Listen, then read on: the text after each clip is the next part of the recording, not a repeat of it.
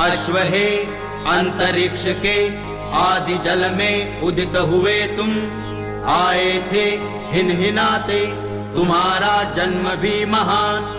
तुम्हारे पंख जैसे बाज पक्षी के, किरण भुजाएं हिरण के समान।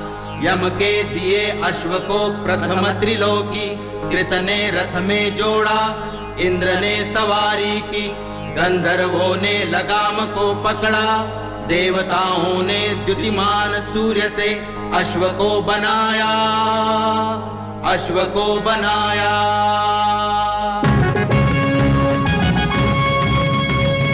अश्व है दौड़ता रथ तेरे पीछे, चलता है मनुष्य उसके पीछे, चली जा रही सुहागिने पीछे,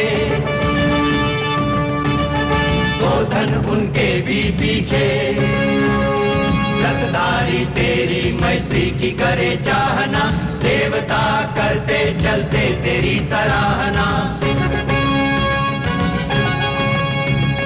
चला जा रहा अश्व बलशाली, दिव्य मन में अपने ध्यान धरता, आता है बलि के स्थल पर। अश्व का बंधु अजलाया जाता,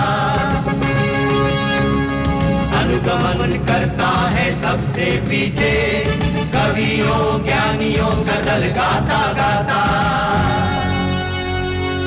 जाओ अश्व तुम जाओ, माता पिता के पास जाओ, परम धाम पाओ, पाओ देवताओं का स्तवन, हविर्दाता को धन संपदा दिलाओ।